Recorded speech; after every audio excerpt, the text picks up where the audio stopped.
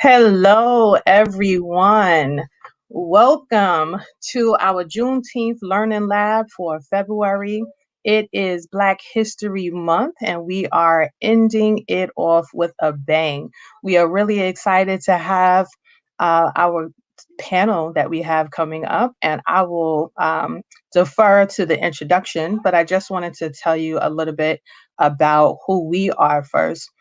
We are the Juneteenth collaborative team, and our mission is to create a broadened awareness of Black culture using the Juneteenth platform via the principles of Kwanzaa that will help to move us towards better collaboration, rebuilding of a national Black Wall Street, and empowering efforts that will help to create policies for effective change.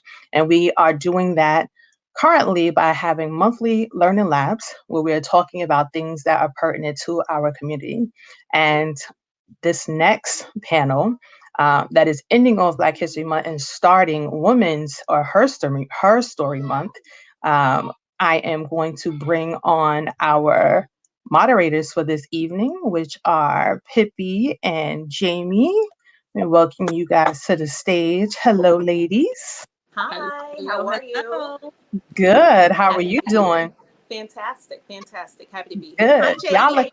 Y'all looking fabulous. We look, It's the end of the month. Jamie got her sexy arm showing, and then Pippi got her little sexy arm showing. Now I feel like I need to be doing some sexy arm showing. Hold up, wait. I gotta wait. Let me get this going.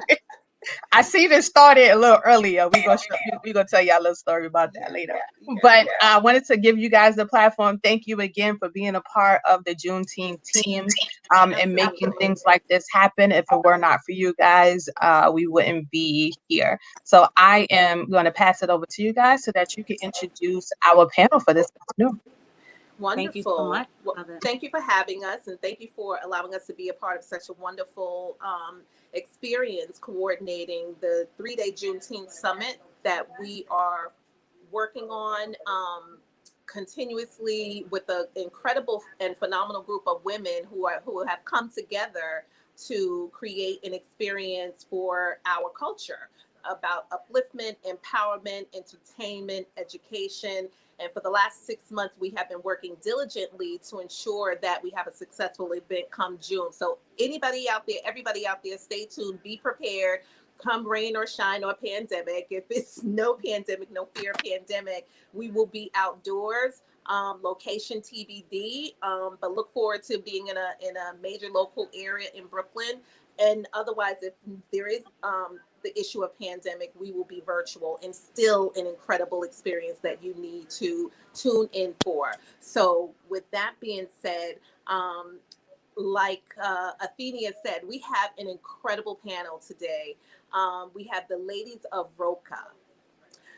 I don't even know what to say right now. I'm so fanning right now. I am fanning, okay, to have these beautiful professional accomplished women that we have the opportunity to speak with. And I've known Michelle for a couple of years. We've known each other for a few years from the American Heart Association, but to have them speak about their experience being, where we come from with, still being the first Blacks kind of thing, they were part of that experience. So I'm happy to have them on our panel to give us a rundown of what it was like being some of the first Blacks. So without any further ado, Jamie, do you want to bring it? Sure. Athenia will be bringing them in.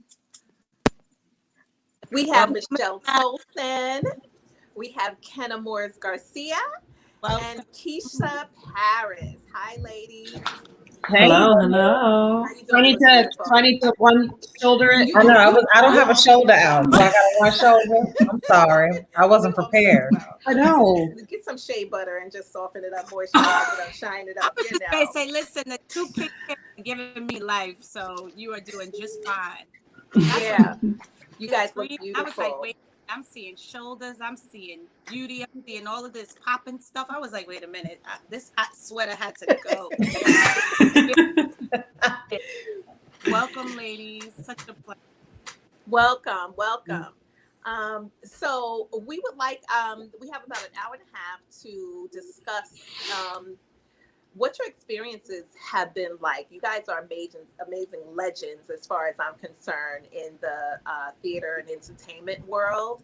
And first of all, it's just wonderful to see your faces, you know, and having you as a part of our panel to share with our audience who you are. So introduce yourselves. Who would you like to go? Michelle, you start. Okay. Hello, everyone. My name is Michelle Tolson. I'm originally from New Hampshire. I was your 50th and second Black person to be crowned Miss New Hampshire in 1996. Competed at Miss America that year. Became a Radio City Rockette in 1997 and performed for 6 years. I've also been a college professor. I've been a dance competition director, and I am now an educator of 32 years and an MS warrior, being diagnosed almost 7 years ago. Still working, still kicking, still talking, still being silly, and love sharing the stage with some of my beautiful friends. Awesome. Kenna? Hi, I'm Kenna Garcia. I was a Radio City Rockette from 2006 to 2010. I currently live in New York City and Long Island with my husband and 2 small children that I'm trying to keep out of the room during this. And we get it. Answer. You know, so if you see your child run in, I'm very, very sorry, but you know, It's okay. they're 2 and 4. So. Oh, yes, babies. Okay, so we get it. We all is forgiven right. in advance. So Thank you. Keisa, you're on mute. Yes, I unmuted myself. My name is Keisa Parrish. I am originally from Memphis, grew up in LA, been in New York 21 years. I was a Rockette from 2000 to 2004 while I was in college. Since then, I've danced and choreographed some off-Broadway shows. I've studio directors, performing arts program directors, judge, dance competition, MC, dance teacher, fitness. And I started my own performing arts and wellness company. And that is currently what I am working to do, as well as writing a book about being a single mom living in New York City. Wow. That's amazing. Well, thank you for that introduction. Hi, we have a friend watching, Francesca Santangelo. Hey, Fran. It's Francesca Santangelo. She's a friend of the Roca ladies. She's a friend of ours. She's not Roca, but she's in the fitness community, and she's a big supporter of us. I also want to throw in, because Kenna won't throw it in, that our girl danced with Missy Elliott. Exactly. I was waiting for the comeback, but she didn't say it. So thank you, Tulsa. I'm glad you said that. I'm glad you said that. So Kenna danced with Missy Elliott. I'm sorry. Look, I was doing my intro. I had my husband coming in, so I forgot. I should talk about who I am a little bit. I got you, girl. I got you. Okay. I'm originally from Louisville, Kentucky. I went to the University of Oklahoma before moving here to dance. I have a degree actually in physical therapy. I was a professional dancer for a lot of years. Before Rockettes, I was in the commercial world mostly. That's when I danced for Missy Elliott, Diddy, you know, that era. Diddy too, huh? Was he Diddy then? He was. That's really gonna show my age, though. He might have still been Puff Daddy. He was Puffy. Or Puffy. Yeah, I think he was still Puffy then. Yeah, he was still Puffy. Nah, I don't know what you're talking about. But that's kind of my generation. I also worked off Broadway and Broadway tours. I was on the tour of Memphis, which was a Broadway show where I was a dance captain in the swing. I'm currently mostly retired, although I did perform this weekend. I still do a little bit with the Verdon Fosse legacy of preserving the works of Bob Fosse. So that's what we did this weekend, taping with Ben Vereen for a Liza Minnelli birthday special that will be showing in March. And I currently am mostly a dance educator, choreographer, and mentor right now. Wonderful. Jamie? Thank you for looping back and filling us in fuller picture of yourself. Fan of dance because I have 2 left feet and everything goes the wrong direction. It just doesn't cross over. You would hate to choreograph me, but I would be a challenge. But I love it, and I love the world, and I love the talent that goes into it. And I'll just share, lead with that Missy thing, because her dancers don't play. Those are like, I mean, not to downplay Puff P Diddy at all, but those, like, she don't play. Her dance moves are for real, for real. Yeah, Well, and she's also very respectful of the dance field and dancers and what we do. Yeah. She took care of us. She's just, a lot of artists don't really respect dancers. We're just kind of like the background pretty picture, but she knows what we go through, and she respects that, and she likes to put us in the forefront. Wonderful, wonderful. I want to do a shout out. I have a friend watching on YouTube. Hi, Beth. I just got a text message. So we got Hi, Beth. And she's a survivor. I met her working at the American Heart Association, where I met Pippi. Wow. Yes, right. So we go back like marathons and fundraisers.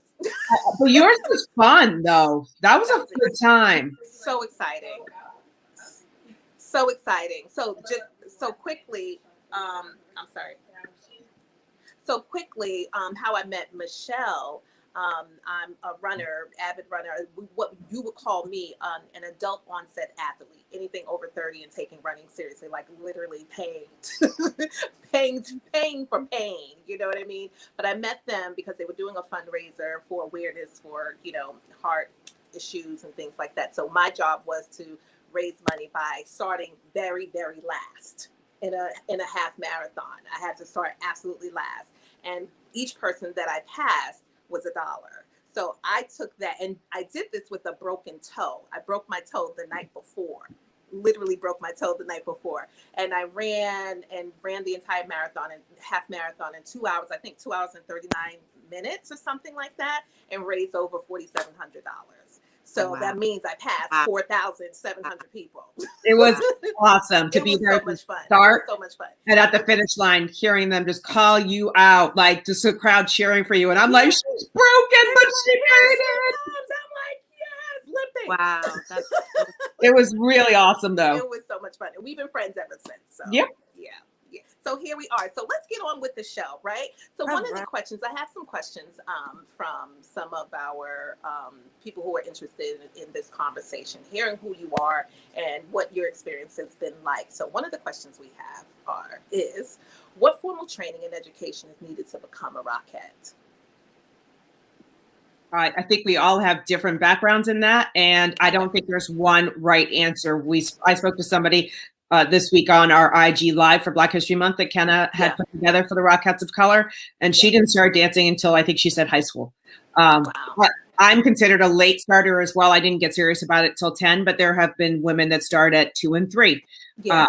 I think what's necessary is good training, and now you need to be a triple threat. You need to sing, you need to dance, you need to act, and you have to want it. That's the biggest component to me. Ladies, your thoughts? You also need to tap. And tap. Yeah, you need to be a tap that's dancer. A big part of your entertainment. You do a lot of the tapping other than picking, right? A lot of the tapping is a lot of footwork going on. Yeah. And what is the story? What's the story behind Radio City Music Hall? Why they didn't allow Black people, Black women on the line? Come on, Kenna, you're nicer than I'll do the politically correct answer, and then you guys chime in. You got it. It's Black History Month. It's the last day. Speak freely.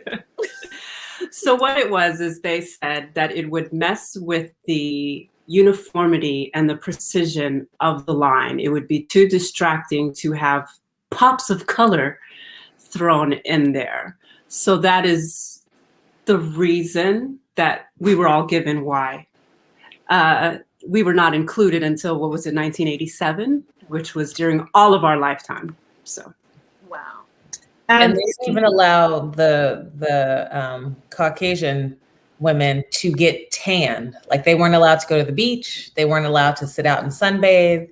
They all had to be a pale color. So it may not have anything necessarily to do with racism, but Oh no, Oh yeah, no. oh yeah.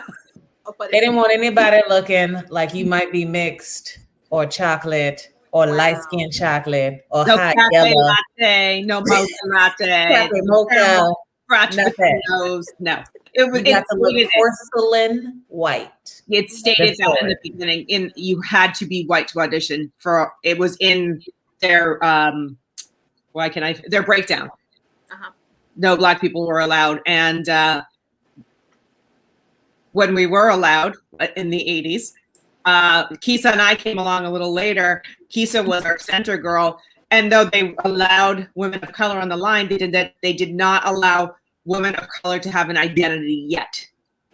So I'm mixed race, so my skin tone almost matches that sun-tanny, ashy tights. But Yeah. for Keisa is my beautiful brown-skinned girl. Yeah. Those tights on her, they what do you call them, Keisa? Well, my ace bandages. Correct. That's what they look like on her. It looked like I had ace bandages on my leg. It was like chocolate and then ace bandage. Oh my gosh. So So you're talking about the stockings. Yeah. yeah, the dance tights Yeah. that we had to wear. So They were talk skin about- tone Yeah. for other so talk people. about that. Talk about the skin, about the outfits, because I know historically a lot of times they try to say African Americans, their body types, because they're black, their body types are much different. We're much, we have bigger bones and broader shoulders, and physically wise. Do you think that was a concern also with the skin tone? So they weren't prepared for you, Keisa, as far as. Yeah, I mean, they weren't prepared for me. My first, after I got the. Wait. I just need to chime in. They just weren't prepared for you, girl. I can see Donuts. it. They weren't prepared for you. They weren't prepared for. I was in college. I was eating donuts. I was the darkest one that they had in Radio City at the time. They just wasn't ready. No, I don't think it had anything to do with physicality, because most of the women on the line were just athletes. We're all athletes on the line, I would say. So most of us have that dancer physique. It was really more of a look for them. And even though they said, once we were on the line, we were all on the line, we weren't a consideration when it came to things like tights, but we became a consideration that when they would make a new costume and it had to be skin tone in certain areas and they would match our skin tone, Right. They still wouldn't match our tights to the skin tone of the costume. So was it about the uniformity of the kick and the kick kicks look one color and everything else can kind of like, and question for you ladies, do you feel like it was a decision made, because I'm not sure at what time frame certain lawsuits, because a lot of times certain lawsuits is what causes things to shift, or certain new laws being put in effect for protection of society. So do you think that had more to do with them letting us in and starting to let you ladies in the door? What made them start to let you in the door, but then make your legs have to match, but your faces don't? I definitely think maybe the lawsuit was the first Black Jen Jones, allowing her to audition. I definitely think that the lawsuit was coming there.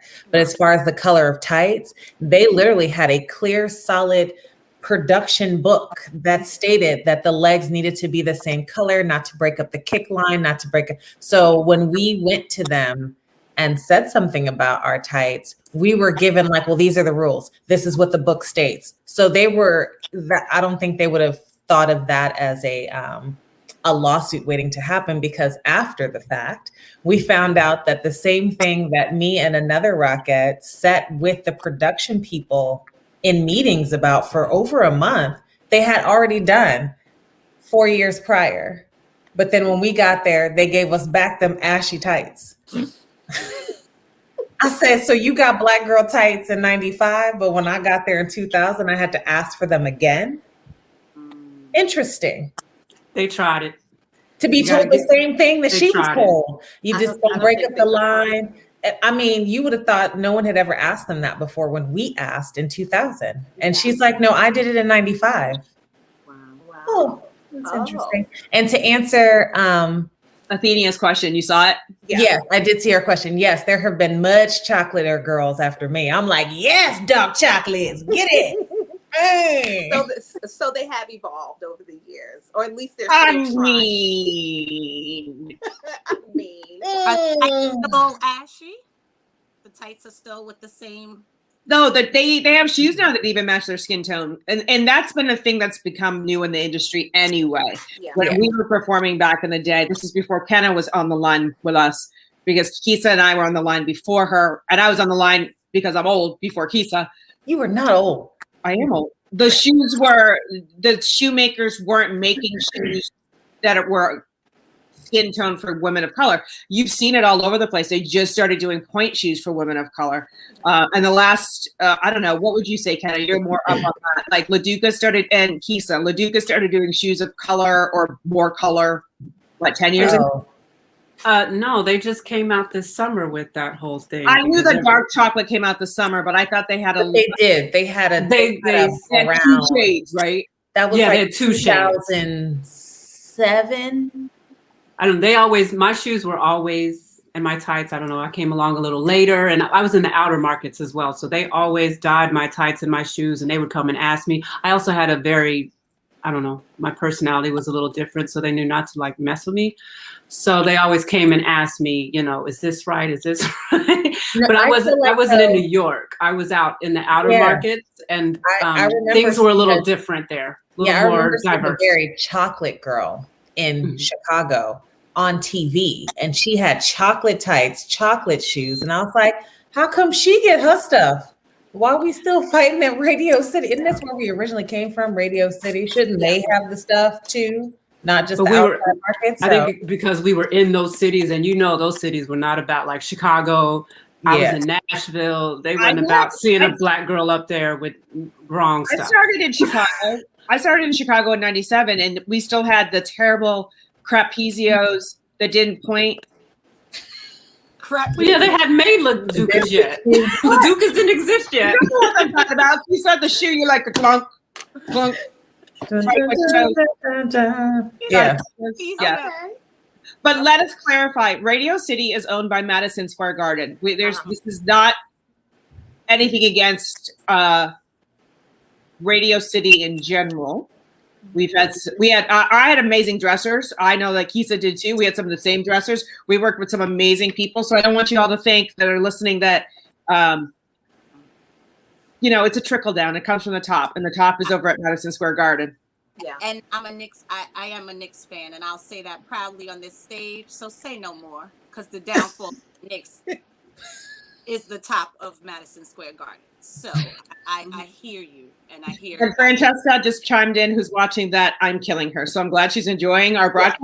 I saw that. All right, ladies. Thank you so much for that full response. I am going to take us to the next question. So, can you share a little bit about your experiences being a part of the Rockettes? What motivated you, and how long were you a part of the group? And Keisa, would you start us out? Ooh, I'm gonna sit back on mute. I was like, I should go last because my story is not as amazing. What inspired me to audition for the Rockettes actually was a friend who said that they were looking for chocolate girls. And I was like, you mean like this color chocolate? Because she's a light skin. So I was like, you mean like you or me? And she was like, no, they're looking for like chocolate girls. I was like, a light skin, Keisha. Wow. A light skin. Exactly. She was looking for a light skin, not a dark skin. See the problem? I'm like medium. See what the problem is? Just black crime right there. Crime on crime. Color crime right there. Well, that's another thing. So having black girls on the line, like how many black girls would there be at one time? And in that experience, was there colorism against or within that? No, because they'd never have too many of us, and we would never be close to each other. They'd be shots fired. And we're usually on separate ends of the line. So we're like, hey, girl, how you doing down there? Because they could one on the end, one on the other end, and maybe me in the middle. That's what it. Yeah. When I did it, it was me, Michelle Tolson. Well, I mean, that year, they were like, huh? Maria Washington, Lisa Lewis. Yeah. I was just saying that year they was really trying to reel in the Black folks. They was Well, like, we gonna show you multicultural. And the Latinos, because we had Cassandra. And then we had my friend Asha. We had and we had Lisa Lewis. I mean, we had Lisa Matsuoka. exactly. So we had an Indian, we had an Asian, we had a Latino. Heather. She said it, Kenna. She said it. What? An Indian. You are the worst at being PC. I mean, we had everybody that year. That 1 year, we had everybody. So on our line, there was like maybe 4 of us. Yeah, but I never saw you in the show. I saw you eating donuts before stage. I saw you when we were getting ready for Bareheads, and I saw you in Model Crossing. We crossed each other, and then in Nativity. When you were drinking. What year was that? When you were drinking your gin and juice. I'm gonna slap you. What's the gin and juice? It was ice. That was in 2000, 2001, around that time. And it was about 6 of us. Now, we were all different shades. So on stage with all the bright lights, some of us blended a little better than others who did not blend with the rest of the line. Correct. So when I would ask for my tights, I was like, because from face to legs, other people are blending. Michelle, you didn't blend that much. I love you though. But you needed Black girl tights too. Get out of here. I know. I didn't want to be ashy. But once you put the soldier hat on, some red cheeks, you don't know who's. Oh yeah, then you can't really see your face. Yeah, that's true. That's true. So yeah. So at that time, it was. I mean, that year I felt like there were a lot of us there. But that wasn't always the case. And that wasn't definitely wasn't the case like maybe like 2 years later. That wasn't the case. There wasn't that many at the same time anymore. Kenna, what about you? What about you? What's your experience been like? Experience on the Rockettes? Yeah. I actually had a very good experience. What motivated me? Okay, first I'll start from there. It wasn't something I originally, thought of doing. It wasn't kind of what I moved to New York for, unlike a lot of people. But once I got here and learned about it's actually a very consistent job and a well-paying job. It's like you get benefits, you get a regular check, you make enough money during the Christmas season to, live the whole year. You get retirement plan, you get tuition reimbursement. So it's actually, that's the benefits of it being corporate, is that there's a lot of benefits. So I always thought of it more as my retirement plan dancing. So I actually auditioned a lot. I would say I probably auditioned 3 times. Then I took a break and just started doing more commercial work. And I kind of was ready to move on from doing movies and stuff. So I remember the day I got a call from they used to have minority recruitment. You guys remember, was it Lynn Sullivan? I think it was. Yeah. They were actually trying to diversify a little bit. So I got a phone call from her asking, you used to come in to audition. Would you like to come back and audition? And I was literally sitting in my agent's office, in my hip hop gear. And I was like, ooh, that life kind of left a long time ago. I don't really do that anymore. That is great though that they called you, because that's when I got called in the first, not called in, but that's when I auditioned the first time, was at the beginning of that, because Lynn Sullivan, Erica Reed, and someone else was putting together a how to reach out to the Black girls to get them to come audition. So I'm glad they kept, It worked. I would not have been a Rockette without that reach out. And then there was also a class taught by Lisa Lewis. It was a series of classes, because I didn't do that. I went from high school, I did modern. I thought I was going to be an Ailey. I went from that world to Missy and movies. So tap dancing, happy flapping, Rockette wasn't really what I thought I was ever going to do. Yeah. So all of that kind of motivated me. So I auditioned again, and then I ended up getting it, and I stayed there for 5 years. I actually had a pretty good experience, other than, the initial shock of what Rockettes is and the type of dance job it actually is, and the technique required, and the amount of long, ridiculous rehearsals trying to get everyone's pinky to go in the same spot. I was she's not kidding. No, it's not. It's not a joke. It's really not. I believe it. You know, I actually saw a video, just to sidebar, I saw a video earlier this week. I think your Christmas video of a collaboration of dancers. I think, Kenna, you led it. It was a Christmas dance with you. Oh, our Roca holiday dance. That was wonderful. So the strategy, the technique, I mean, the timing, like you guys knew what you were doing. The dance is very regimented, it appears, you know. But for you guys to be in so many different places, but to know the moves is just spot on. Everything is hit after hit after hit. So, and I'm guessing that just takes a lot of training. And it does. It's specific to Rockettes. It really is specific to Rockettes. And I think that kind of turns a lot of us off, Black women, Black dancers. And that's kind of, I think, what we're trying to do, and I try to do, is kind of make Rockettes something that they could consider as it's not just about ALE, it's not just about DTH. You can come on over and be a Rockette too. And it's actually, I put a post up a while back on my Instagram showing how the dancers, like at the Cotton Club, they kind of originated the chorus dancing back in the day during the Harlem Renaissance. You know, everybody came uptown to the Cotton Club and saw what we were doing up there and like, oh, let me take this back on down here. And think and show that it's something new, and it's not. We were doing it. We were doing it, so we can do it. You can come and take it over and do it now. That we started it. So, well, I'm going to jump in on this one because I talk a lot, and what Kenna, Keisa, and I did is no longer what the Rockettes are doing, though. So I will say the style has changed from when we were on the line to what the women are doing now. We were at the tail end of classical, I want to say, Rockettes. And they brought in new choreographers, and they have changed the look of the girls. They've become more modern. We could actually even say sexy now. Like, we had to wear hats or wigs for everything. They wear their own hair. They have their arms out in costumes. We almost never had any skin showing. So it's a more modern version. I'm not gonna lie. I think what we did was harder work. But the women are doing different type of precision dancing than what we did. We did a lot more kicks. The women are doing, what would you call it, ladies? It's a different precision type of dance now. I think it's very contemporary. Like precise contemporary. I think it reflects the evolution of dance. It's kind of where dance is now. It's kind of still the same concept. It's just that dance now looks different. Like, I'm kind of in the middle. I'm like right after you guys.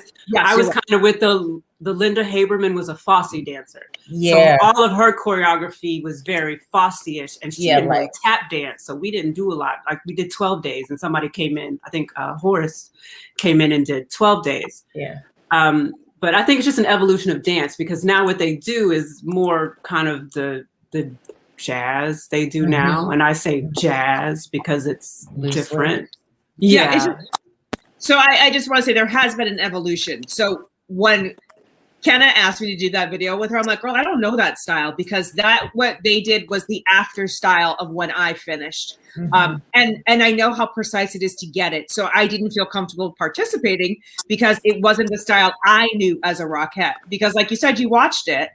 It is a very precise thing. Those girls know that language. It's a language like anything else. It is a language. Like, Fosse is a language for dancers. Rockette work is a language for dancers. And until you've done it, when I teach my kids, they're like, oh, it looks so easy. And then I teach something from it, and they're like, oh, it's really hard. I'm like, yeah, our job is to make it look easy. So, yeah. So I do see it. That's a great way of putting it, Kenna. It is an evolution we're seeing, because I'm at the end. I had Linda on the outside. She put the show on me in Chicago. And then I had Michael Clowers and John Dietrich as my directors with Keisa. And then you must have shifted over after.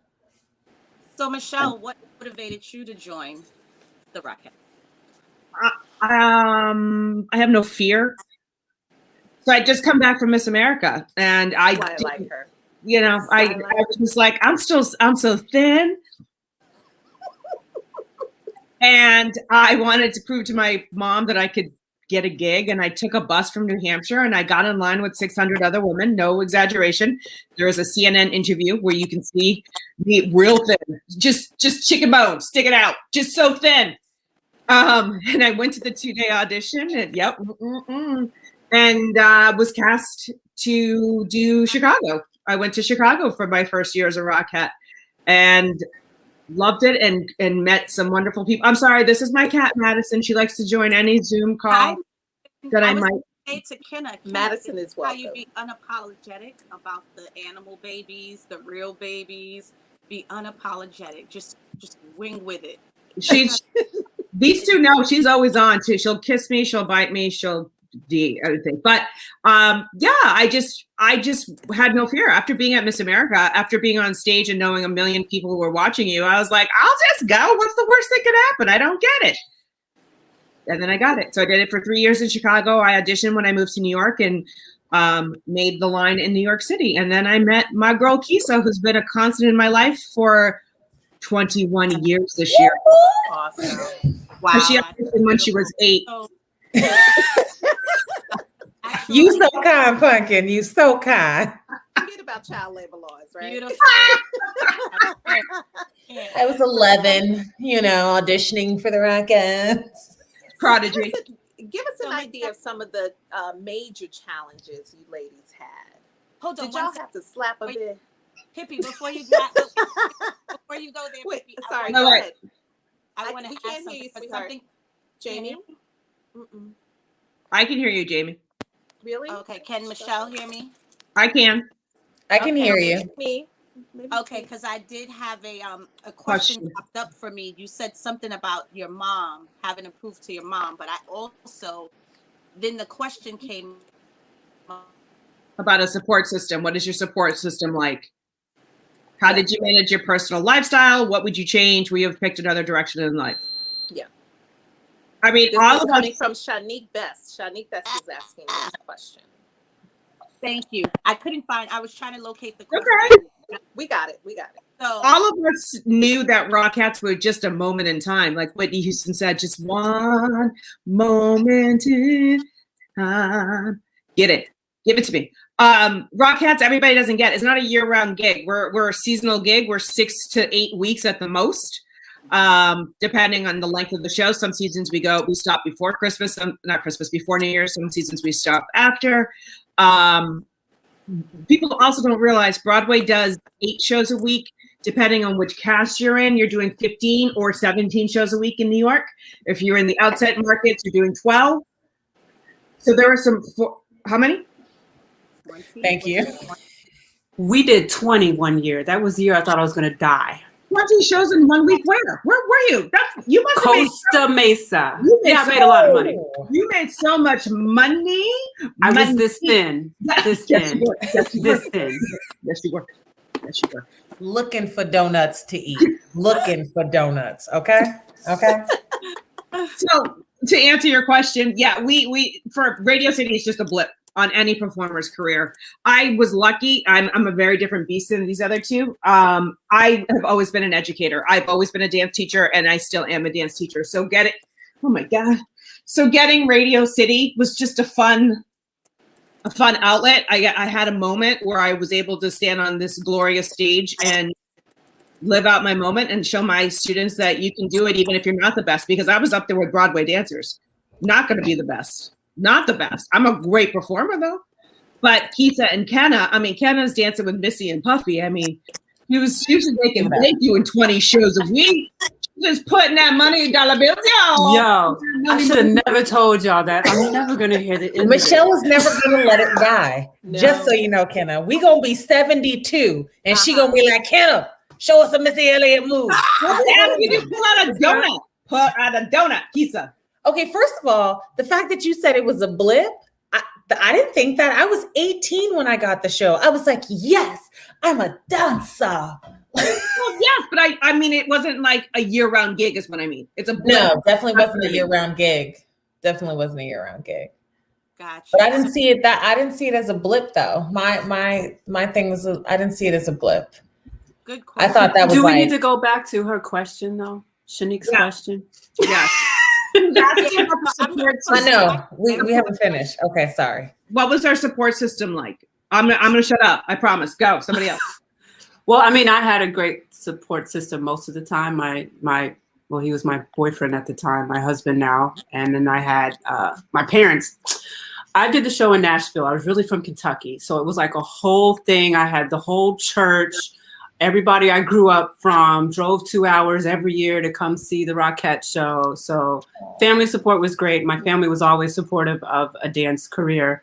My personal lifestyle, it was hard for me because I was not in New York where, you know, my life was, because I went away for the season. We left in like mid-September and I was gone from September, October, November, December. So that's 4 months kind of away from your significant other or whatever family you have at home. So that was always a little bit of a strain on, you know, boyfriend, husband, whatever life. All the Rockettes kind of bonded in that way because a lot of us were away from our family. We were different from the New York. New York, you go to the show, go Radio City, you go back home. When you're on the road, you're there, you're sharing cars with your other girls, you have a roommate in the condos, or you stay by yourself when the show starts. So you're with them for 4 months and your family at home, you don't really see, you hardly talk to them because you're very, very busy doing all the shows, you're tired, you're not in the mood, you're doing press. It's a little hard that way, but that was actually something I was used to because I had been touring with Missy Elliott. Jesus Christ, superstar. Yes. But I would not change that though. It was, you know, luckily I had a very supportive husband who stuck around through all that. And now I'm home all the time, every day. And now he can't get rid of me. So that's his punishment. I was like, you wanted me? Now I'm here. And I would have never picked another direction in life. Dance was always what I wanted to do, even though, you know, I didn't think it could be a career. I did make it a career, so I never would have picked another direction in life. Dance has been a constant in all of our lives, I think. I don't think that people understand that if you're not performing on stage anymore, it doesn't mean you're not still a dancer. Like Keisa started her own company.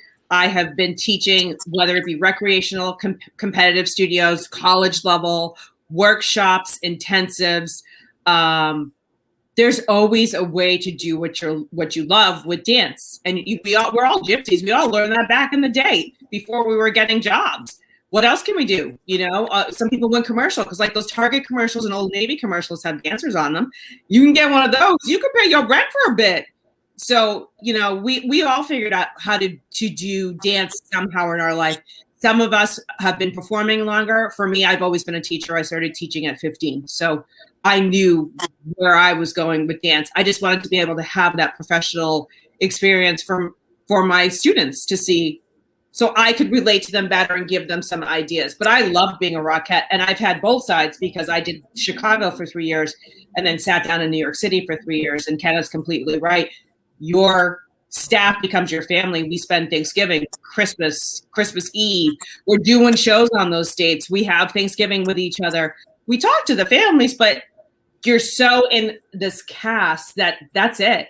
You don't have time for anything else. And then in New York, I mean, those core show days were rough, but I had Keisa to make me giggle. It's the same type of bond when you're doing that many shows a week. You either like them or you don't. If you don't like somebody, you just don't visit that dressing room. I mean, you know, or you're going to class in between shows. No, that's you because you're 18. I'm taking a nap between shows. I don't know. You took dance class between shows? I was in college. I had to go back to school and go to class and then come back to the theater and finish out the shows. Who was this big? Wow. This big. Hence why I had donuts packed in my stuff because I was dying slowly. I would literally be like in red lips, like a beanie on, hiding my wig cap on the train, going back to Ailey to take a class or going back to Fordham to take an academic class, get back on the train, back to Radio City, make it there just for half-hour call and do the next show. Wow. So mine was a little different. My That's support incredible. system, I did have family in New York that came and saw the show, but it was really like the people I was in college with, like holding me down. Like I want to say, like, when the show was over in January, I feel like I slept for like 3 weeks straight because I was so tired of going to the show, then going to class, then if I wasn't going to class in between shows, I was writing a paper. I was doing a project, having to do research. I was in school my entire time that I was a Rockette. You're right. You know what? I just realized that you weren't out with us after the shows. Nope. All right. Now, when I say out with us after the shows, we were not at karaoke or bar hopping. A lot of us, by a lot of us, I mean me and Wendy, and maybe one other person, would go eat after the last show of the night. You'd be starving. So you go out to eat somewhere. And I just realized, you're right, Keisa, you weren't with us during that time because I forgot you were like 12. Yeah, the show would be over and I'd be like, all right, bye, see you guys. Backpack, books, running back to school. Like, I think I could fit in like the last 15 minutes of class before I go to bed. So yeah. And crazy. Yes, they did have a week. That's very inspiring. That's very inspiring, if I may interject, because I'm thinking about the dance, the entertainment business, right? Like, I'm a bit familiar with it because I have family that's in entertainment. My auntie was in Mama I Want to Sing, Dream Girls. My brother was in song. So I'm familiar, with the industry. And just to think about you, well, okay, girls, okay. So to think about you, Keisa, as a student, just having the wherewithal to continue your education, knowing the rigors of performing and the rehearsals over and over and over again. I can only imagine how tedious that had been for you. So my question to you is, what do you say to young girls or young people in general about being in the entertainment field and needing to have an education? That you can do anything you put your mind to. It's possible. If you have something in your heart of hearts that you feel is meant for you to do, and you feel that there's no way that you can do it, just keep moving forward and just keep pushing because it's a possibility. We had another friend that was putting herself through second school while she was there. Wendy was putting herself through architecture school. Yeah. She would bring in her projects and her dog. Wow. Jackson. Yeah. Oh, Jackson, the Shih Tzu. She would bring in her projects. There's a lot of women that are either in school doing their thing, their side hustle, and there's a lot of moms on the line. Yeah. Mm-hmm. There were so many women that have children, and I don't think a lot of people understand we have two casts of Rockettes in New York City as well.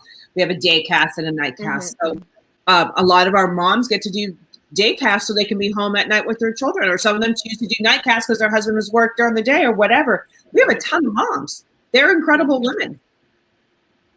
Thank you for sharing that, because thank you for sharing. For me, I was going to ask Keisa that, but then I realized that she said she was in school. So I guess your being a single mom came later. So I'm so glad that you spoke for that, because sometimes you have women that may have had a child and they may have a story in their head that's not available to them because they have a child. So thank you so much for sharing that, Michelle. Yeah. So next question, what were some of the major challenges that you ladies faced outside of the tights and the matching of those things? I think we asked that question. No. Not really. No. Well, I don't know if people know, and I don't know if they still do it. They used to weigh us in. Thank you. That was actually a question. Yes. Their weight requirement. It's not a weight requirement per se. They want you to, so we audition in the spring. We get hired. We get a call sometime in the summer that we got the gig. We start rehearsal. I remember I started like the first of October. Yeah. And I have it in my day planner actually from that year, 21 years ago. It's crazy. They want you to go in at the weight you were hired at. And they tell you can go up 3 or down 3. Am I wrong, Keisa? Was that my? It changed. Okay, so I'm old. This is back in my day, 21 years ago. I was in college. I don't remember nothing about that. I was just like, I got a job. Let's dance. That's what I was in college. Here we You're go. allowed I up remember 3, that. down 3, because people lose weight, not on purpose, but you're doing so many shows. And people gain weight, not on purpose, because they're putting on muscle because you're doing so many shows. Kenna, what did it change to? Well, because I actually worked with Elaine a little bit because, like I said, my degree was in physical therapy. So when she was developing this whole wellness fitness program, which was actually amazing, that was one of the perks of being connected with Madison Square Garden, was that we had amazing access to athletic trainers and physical therapists. It became more of like this calculation formula that it actually took into consideration weight and body type and race. So not back in the day. Because, yeah, that's what I'm saying. Because I actually would come in underweight because I wasn't really built like what, you know, a Black girl technically is built like. Yeah. But it became more of a little bit better of a system, but we were weighed. When we started rehearsals, you were weighed in to see if you were in that range, which was, I don't remember, we didn't get weighed at auditions when I auditioned. We did not get weighed in then. We only got weighed in at the top of, I thought you were saying they had to. No, they wanted you to look like you looked at the audition by the time you got there, is what I'm saying. By the time you auditioned in the spring, I auditioned in August. Oh, okay. Yeah, I auditioned right before. I auditioned in March.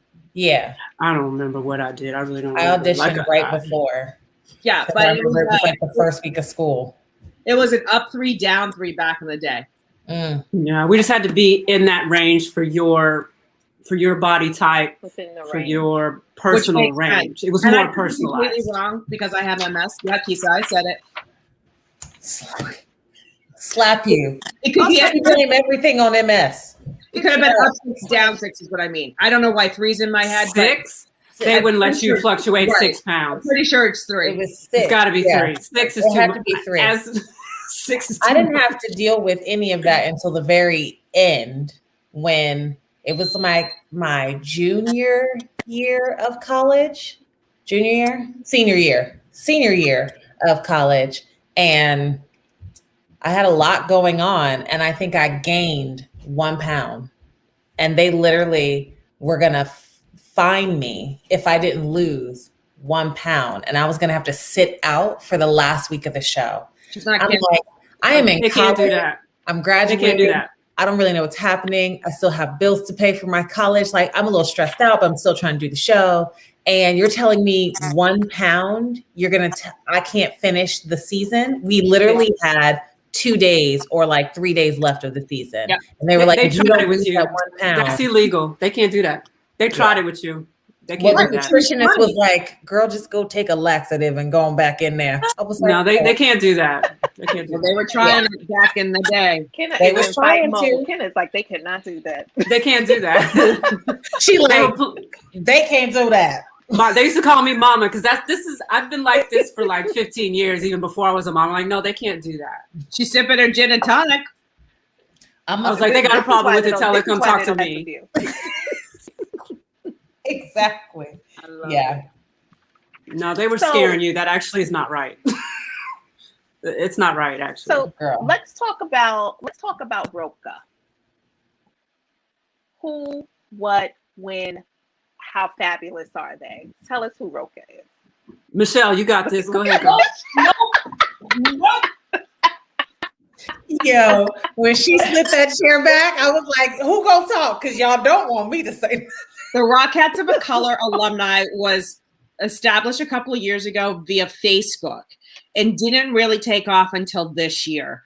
There were just a few people that were on a Facebook group. And with first of all, with being in a pandemic, more people are online. So it was an easier way to start connecting to people. There was no Radio City for the first time ever in 2020, right? So that's historic and terrible. So more people started connecting, and then the Black Lives Matter movement hit hard. And that's when people really started coming together on the group page, and we had high hopes and great intentions, and we did some really great stuff. Shut up, Kenna. We did some really great stuff we had a Black Lives Matter. We have a mask that one of our girls made for us, and we sent that out to press. We did a TV show. We are Kenna, I'm gonna smack you. We have highlighted some wonderful women. Kenna's been wonderful this month. We've done spotlighting our women on IG Lives for Black History Month. So Kenna put that together. And Michelle hosted wonderfully. Just because I talked a lot.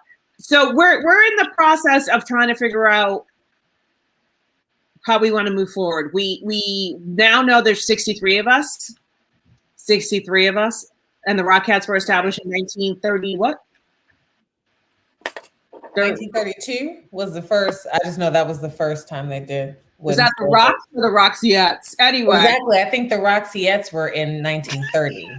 And then they became the Rockettes. Rockettes after that. In 1932. And then they did the Wooden Soldier. And Wooden Soldier been in the show since 1932. I know that. You better work that history, Keisa. Right. I was a scholar in school, you know. She did go to school. We did, so there's only been 63 of us, and that includes women of Asian descent, women of Middle Eastern, the Rockets of Color alumni. Hispanic, Latinos, Lillian Colon. I see her beautiful face. And yeah. Is that all of us? No. There are some that are not included in that, that are not active. There are a few more Rockettes of Color that aren't in the group that I know of. Well, the women that are active right now are not in our group right now. I know that. Some of the women that are still in line. Yeah. That too. And I think what we're trying to say is that we're trying to figure out our identity right now. The mission is to kind of support and foster future Rockettes, is kind of the way I understood it. We came together to say, hey, there are a lot of us. Let's talk about our history. Let's talk about what we went through. Let's share our story with everyone. Let's inspire the next generation. Right. And make sure that the feed of diversity continues. I think that's where we're headed. That's make it accessible to communities that would not necessarily think that they had a chance in being this. Right. Taking so it this to could them. this could essentially become a mentorship program for younger girls. That is what we would like in entertainment. Yeah. That is what many of us. Yeah. That's where we're headed, and that's where I'm headed personally with what I'm doing with my program. So that's what Keisa does with hers and her program. Yeah. Mm-hmm. So I'm having the two women on tomorrow on my new show, Empowered Live TV. Plug. You can find it on your favorite podcast channel and on YouTube. Thank you for tuning in. The women are on. We're taping them tomorrow. We're talking a little plug. I'm not. No shit on my game. They're going to be talking a little bit more about what they do and how they're empowering young artists, not just dancers.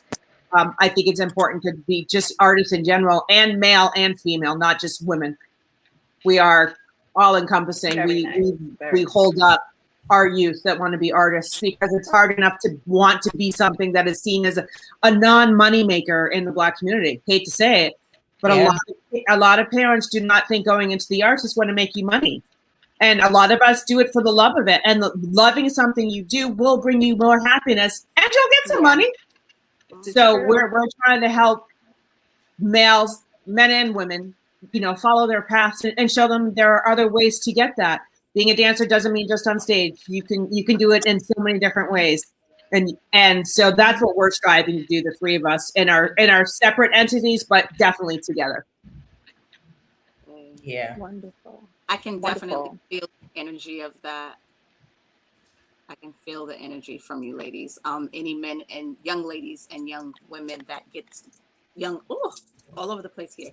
Young women and men who get to come through your program. I feel like through just the three of your stories alone, you're going to inspire them to step out and step up.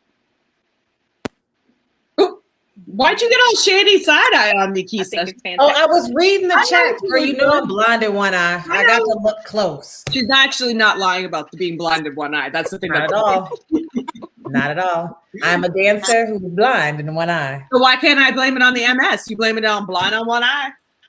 Okay, you're right. Okay, so do what you do. Do what you do. Because I showed you, but like, I'm blind. I can't see that. So we can go ahead. Are blind. I was just like, what does that say? Oh, that's Kenna's name, not my name. Kenna's got some ideas. She's got some stuff floating around. We'll be back to talk to you about that when she gets it totally licensed. But she's got some good stuff in the works. Do you have a personal website though, Kenna? Yeah, Kenna's personal website called Money Business. You, Kenna, what's the personal website? No, just my IG right now. Okay. You guys, I was in a pandemic with 2 small children locked in my house from March till September. Give me a minute. I need a little time. Okay, you asking for too much. Okay, my bad. I'm sorry, Pumpkin. I'm sorry. We're lucky she's on here tonight looking all cute, just doing her Coco. Do you all know who Coco is? We keep referencing Coco. Do you know what we're talking about? Who's Coco? Please tell us. You all did not see the movie Fame Same. when Coco goes to get the photo shoot. What? What?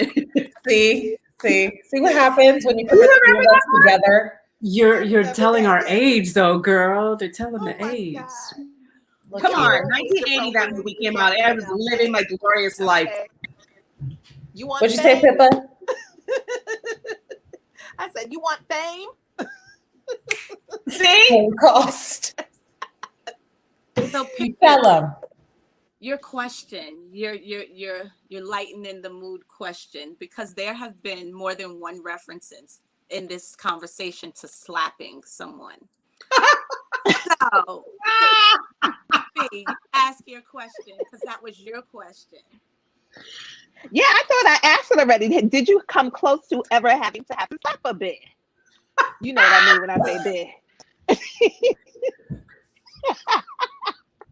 Like, Yes. Because I I know, plead you the know, fifth. when women, there are times, when women get together, it can become a very stressful time when say it again, Jamie. a lot of estrogen, all the energy and estrogen. Yes, a floating. lot of estrogen, people are missing home, they're missing their animals, their pets. So, and then there's a cultural difference, you know what I mean? So tell us Some about are eating that. donuts, some can't. No, Okay. I can't be speaking freely. I don't know who's on this, who's listening. I plead the fifth. Might be some lawsuits. I can't be speaking on that. What had happened was I slapped her that one time, but nobody Change the name. So, Change the name. So like, That's it, Jamie. What happened was my hand, I was trying to reach back and it slapped her by accident. I was trying to just line it up. Then it just happened. Well, let's rephrase that. Did anybody's face ever come close to meeting a hand? No, not for No? us. Okay. No. No, I was very good at expressing my feelings verbally and getting my point across verbally. So I think we got Yeah, no, I was in college. I definitely spoke my. I started late. Very When people good. do Rockettes, they're usually like Keisa was like 18. They're a little younger, and I came in later. I was like 29. So I was the baby. It was just different. Well, It's where so I was, weird it was a how lot of. weird. Wow. Yeah, Okay. I was like, when I was doing it, I was like the baby. Everybody was like a grown woman with kids and a career and had changed. done stuff. And they were like, oh, you're only 18, all pumpkin. I was like, okay. Yeah, Did you like that? changed. What'd you say? I did not treat you like that. You were a friend. I'm talking about the women who had like, the Paula Carlisles, like the people who had like been there, done Vegas. She called out names. She called out names. I think that Radio She was City, like a mom. She was great. I know. I think that Kiki Bennett. Exactly. Kiki Bennett had been on the line for like 100 years. She was one of the green girls. She was blue and gold. Yeah. She did every single show. And when I got there, she was 52. And did the New York City Marathon to get ready to do the whole season of Radio City. She was the last of that crew. Yeah. But she was at, Wow. she didn't. What happened is, I think that like any other sorority place where lots of women, it gets cliquey, and you find your crew. Yeah. And my crew was my crew. We had a good time. We were silly. We moved, everybody has their peeps. Yeah. My dressing room would watch movies between shows, Waiting for Guffman, Best in Show, all those kind of things between shows. I learned to knit between shows. I would go shopping between shows because you could go right there because you're right there in Rock Center, so you could get Christmas shopping done. Depending, I did all my Christmas cards between shows. How long did y'all have between shows, girl? Between a half hour. It depends on if it was a 3 show, 2 show, 3 show, 4 show day. Exactly. Sometimes we'd have an hour. Sometimes we'd have an hour and like an hour and a half, and then sometimes we only had 30 minutes between the end of the show and half-hour call. You would get a lot done in an hour and a half at Rock Center. She could get a donut, buy a gift, get a massage, be upstairs for half hour. What numbers did y'all do? I was tired. Did y'all do 12 days? No. We did. I'll see y'all. That's 15-minute dance. No. Like that work. You didn't. I don't hear it. You never did Christmas in New York. You never came out. Yes, I did. I did Christmas in New York. You came out of the cab. Dun, dun, dun. Yes. Okay. I did Reed's Christmas in New York. Reed's 12 days. You did Sticks. Soldiers. Sticks. Christmas in New York. Yeah, I'm giving you the order of the show. Christmas in New York. Intermission. We didn't do Pizzazz. I missed Pizzazz. Oh, you would have liked Intermission. Santas. Ragdolls. Sticks. I'm dead. I'm done. Show. I'm going to take a nap, and then I'm gonna wake up and do the next show. Joe. What you talking about? Busted show. You had a mix because I did. It was called the hybrid. We had wreaths. Hold on 1 second, Jamie. I see you. We had wreaths. I'm just like Nutcracker bears. Dun, dun, dun, dun. Wreaths, Nutcracker, soldiers, Christmas in New York, dolls, rag dolls, Sticks. Santa. You didn't do Santa? Santa and I didn't do till I got to New York. We didn't do Santa on the outside. See, that was an easy show. You forgot Pizzazz. Right. Pizzazz. I'm going to slap you right now. That was an easy show. That was an easy show. Jamie. Try that 7-minute tap number. So I would love to do a 7-minute tap number. Not that one. Yes, I love tap. For aspiring dancers and for dancers who understand you ladies' language, that has come. I've picked up on it a few times. The 12 days, the references to the different names of the segments. Can you give us a sort of idea for women? Because I know I've actually never had the honor of seeing one of the shows, but I'm familiar with the leg kicks. I've seen it in different places. I was actually a server down the block making that good old Christmas money, loving every season that you guys came to work. So making that money, leaving with $500 a night was like, oh, so you get it. For that, thank you. But if you could explain to us on this side of that world, what exactly are you ladies referring to when you say name those names? It's just the names of the songs for each of the moments within the show. So 12 Days for her is 12 Days of Christmas was the tap song that they did. But we would talk to you. We'd say the green number would be our opening number in New York because we wore green awful velvet costumes. So some of it's either costume related with the marabou. That turned brown because it was white marabou with us right here. Right here. All up on the makeup. Okay. Right here. Yeah. But, got to wear those ace bandages for tights. So, yes, we're referring to parts of the show. Hey, we have a special guest. Who do we have here? Cutie Patootie. Hi, Pumpkin. Welcome. Hi.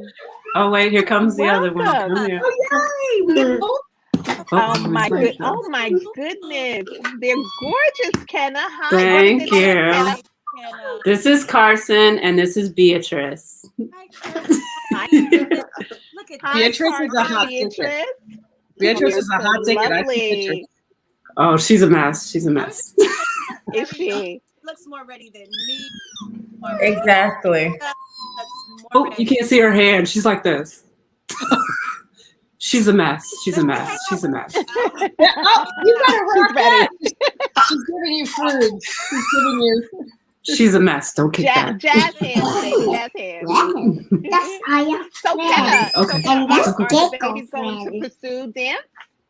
Oh, she's already in dance. She's 2. Wow.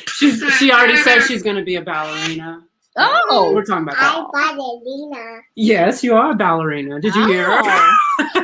Yes. and what does he want to do right now? Oh, he's like, I'm out. I want to eat. Yeah, he wants to play soccer right now. He wants to play Soccer. Okay. Okay, go back to daddy now. Bye. I love it. Thank you. That's wonderful. She looks just like That's you. wonderful. So let me ask you. Let's shift a little bit. I want to fast forward to the end of your careers with the Rockettes. Do you remember? Do you remember your last dance, September. your last show? Sorry, you can. What Good was that like? Your last show. What show was it? What number was it? How did you feel? Did you know it was? Don't everybody talk at once. Well, I knew I was done. I knew I was done. I think every Rockette kind of comes to that point where you're like, okay, I'm good. Mhm. Like, it was bittersweet. Like I said, I was a little older, so my last show, I'm not gonna tell my age, but I was done. I jumped down and I think it was Ragdolls. I jumped down into that jump split one night and I was like, I'm not doing this anymore. I am so She done. jumped up in the air and then, oop, I got my shorts on. Wow. I look pretty on the top, though. I look pretty on the top. So I jump in the air and she lands in a split. That's really what the jump split is. I got my shorts on the top. Yes. Yes. The jump split. We get it. Pro on top, fun on the bottom. We get it. I forgot I was trying to be professional for a minute. I was like, oh, I'm fine. And I was like, oh, the jump split. I have on shorts too, Tolson. I have on shorts too, Pumpkin. This is how we really are, just so you all know. Same here. Same here. Because you know that this is the way the three of us are always. So Yeah. My last show, I did not know it was my last show. Because I love the camaraderie. Really? Yeah, I did not know it was my last show. Radio City was having some. Explain. Well, we were having there was like a lot happening between our union and management at the time, and there were strikes happening and we weren't agreeing. And so at the time, the management at Radio City, Madison Square Garden, whatever, wanted to remember they wanted that newscaster to come in and do the show. And they tried to put her in one cast. And our cast was like, no, we're not. She doesn't get to come in and dance with us. Like, we've been rehearsing forever. People come to this show to see perfection. We don't want her. They wanted her to come out in Wooden Soldiers and dance with us for a little bit, but she would leave before the fall. And we were like, the hardest number. I know we don't kick and I know we don't do anything but walk. That number is hard. You can't bend your knees and you can't lift your feet. Like, people don't understand. And you have to count the whole precision. You have to count it, because sometimes you got to walk for 8 and then sometimes it's 16, but maybe it might be 32 and you got to it's the hardest number.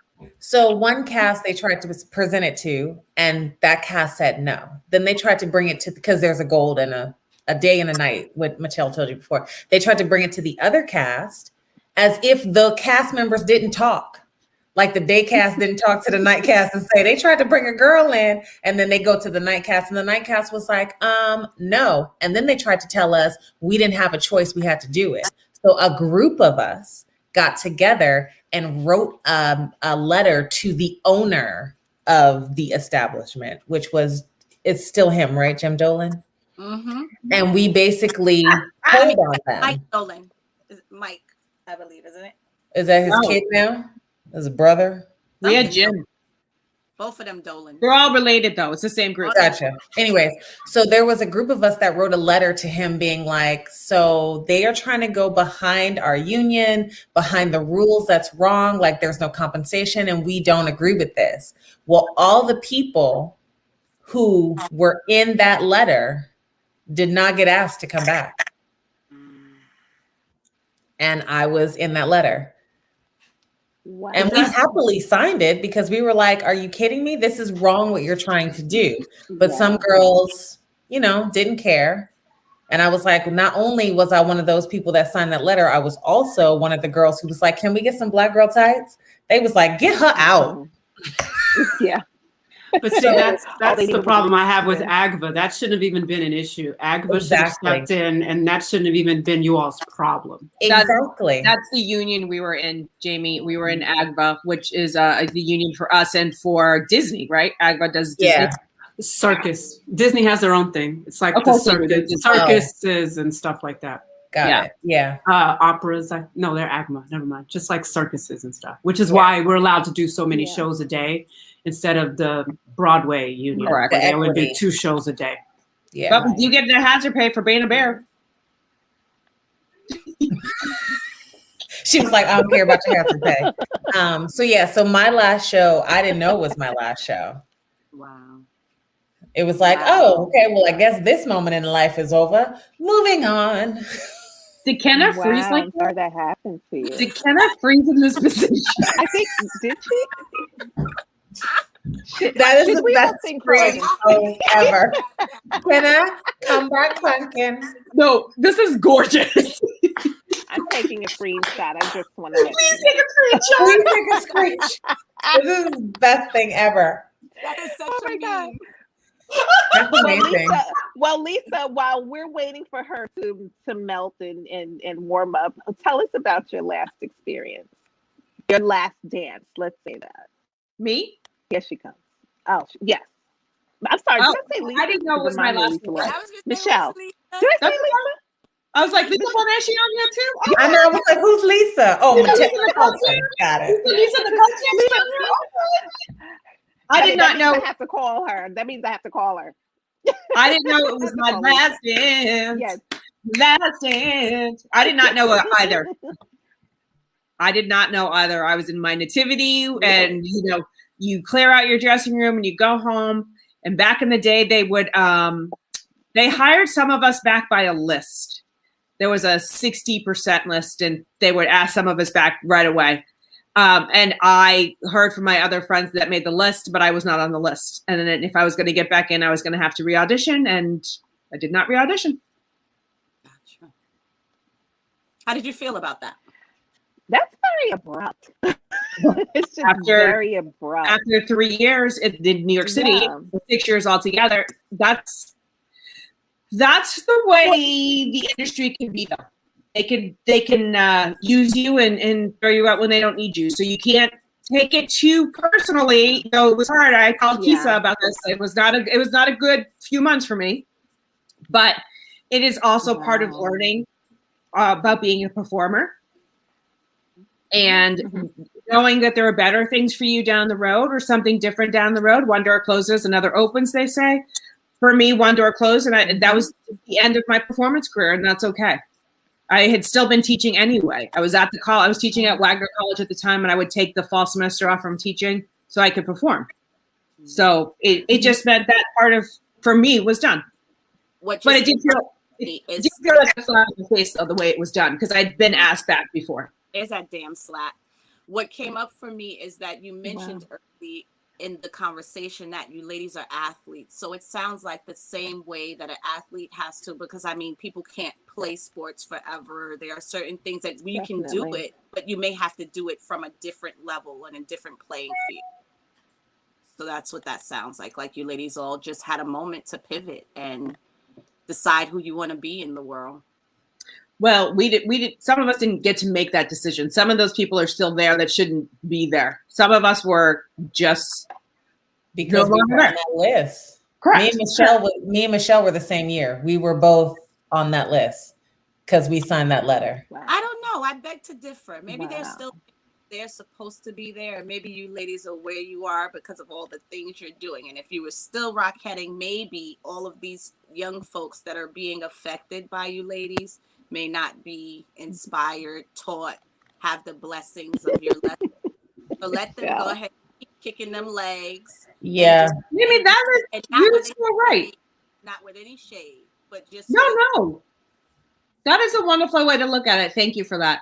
Because you don't realize you might still be holding on to some. I'm like, I'm still angry 21 years later. I'm still mad. And I was like, what? I was just standing up for what was right. What you mean I can't come back? And it's But Yeah. you put it that way, and you're like, yeah, there's God's got a plan, or whoever you believe in has a plan. Yeah.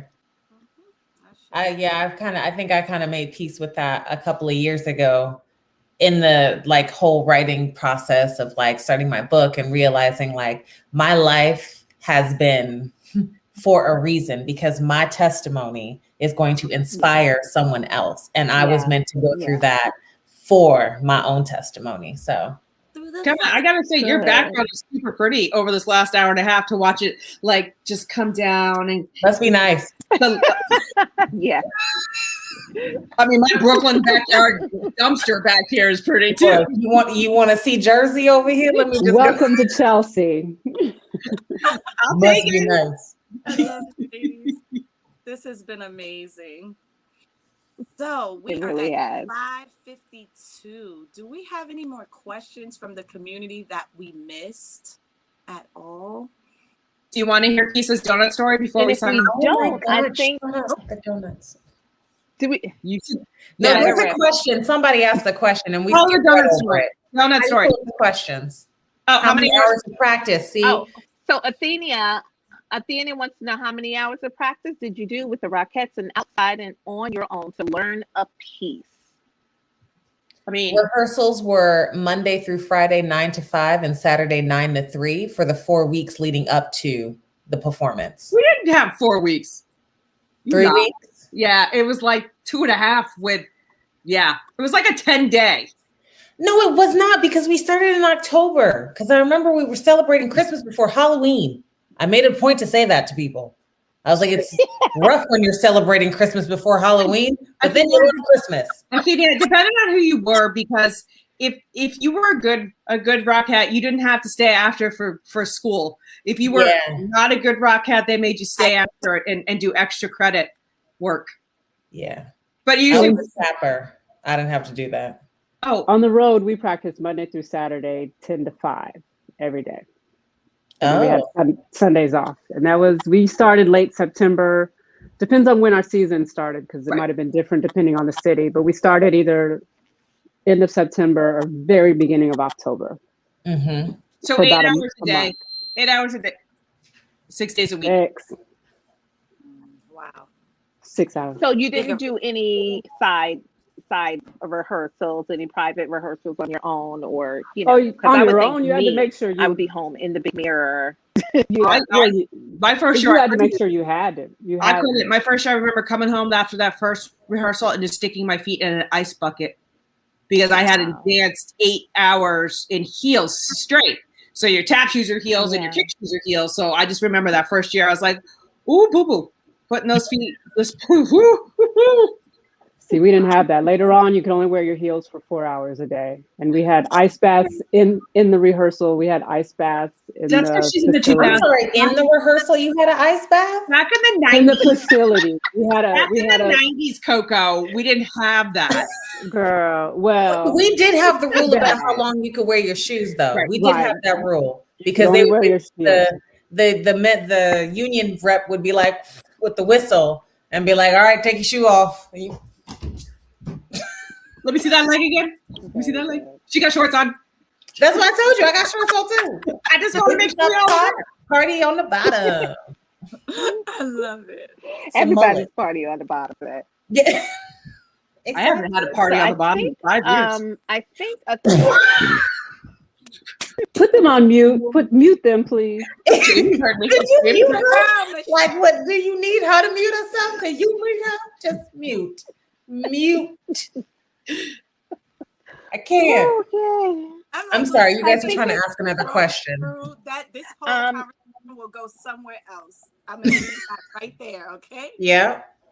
Okay. Yeah. I think Athenia wanted to show a video. And Of Kenna with Miss Elliott? Kenna with Diddy. I'm hoping so. Let's see. What you found? Oh, beautiful. I loved it. Kenna!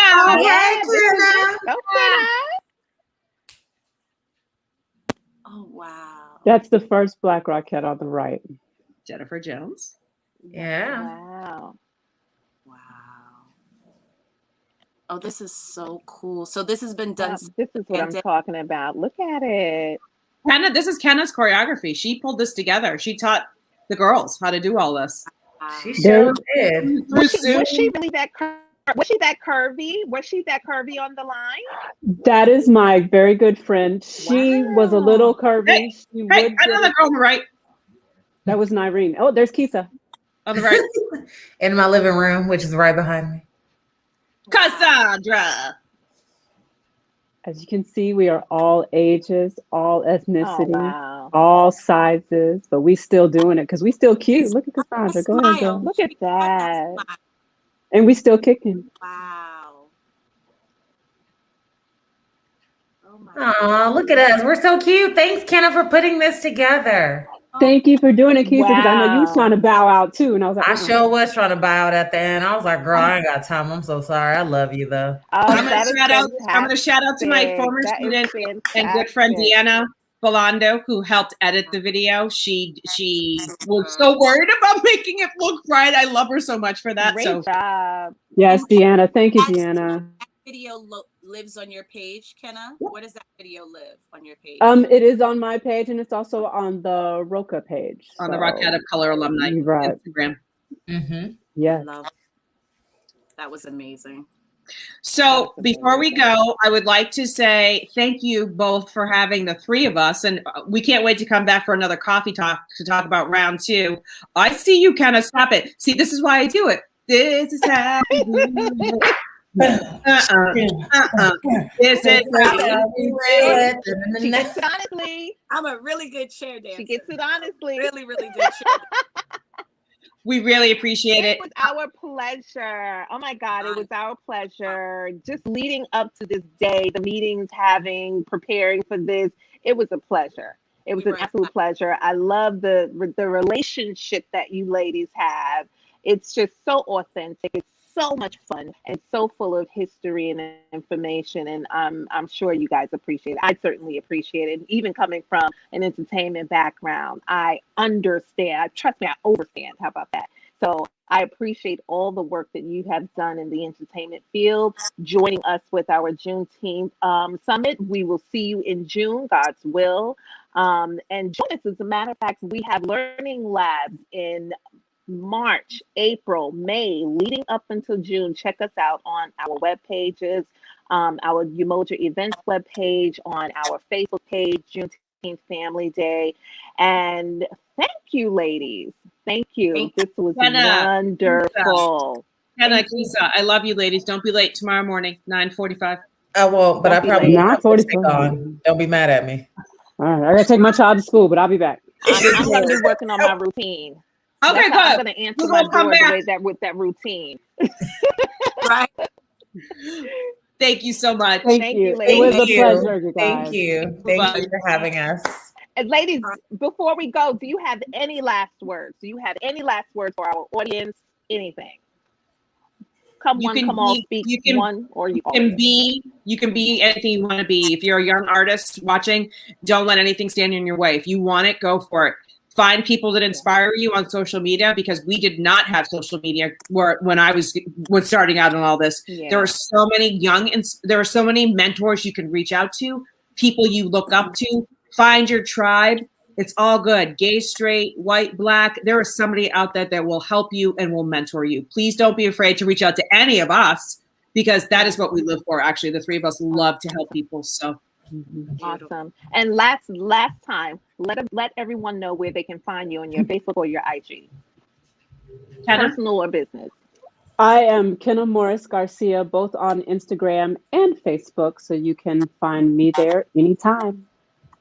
Keisa? I am Keisa Parrish on Instagram, and my website is KeisaParrish.co, and that's where you'll find any information about my performing arts and wellness company called Luberta and Kaleo Nani. Awesome. And I am Michelle Tolson. Lisa. Michelle. Oh, Lisa. I gotta call her. I am Michelle Tolson, at Michelle Tolson on Instagram and Twitter. I don't tweet very often, and my new show and podcast is Empowered Live TV. And you can find us all over the place. And you want to tune in because Keisa and Kenna will be guests on an upcoming show. So thank you so much for letting us talk about our other things that we do in our life as well. And Kenna, thanks for bringing on your beautiful children. Yes. Keisa, You're welcome. where's your young man? Yes. Wait. Adorable. Her Adorable. tall man. Well, this is, hey. Say hi to Auntie. Can you stand up like you are a person? Okay. Hi. This is my child. Hi, I was Aiden. about to say, who's your neighbor? Exactly. Bye. Big guy. Yes, I know. I'm like, my small child. People are like, you Right. can stop saying that. He is not small. He's not yeah. small. Not And he's at so all. handsome. Not at I've all. known him since he was nothing. As in, like, little bitty. Aw. Yeah.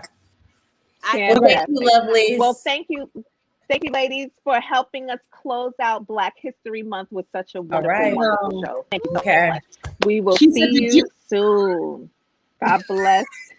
Have a blessed weekend. God bless and good night. Bye. Good night. Take care, everybody.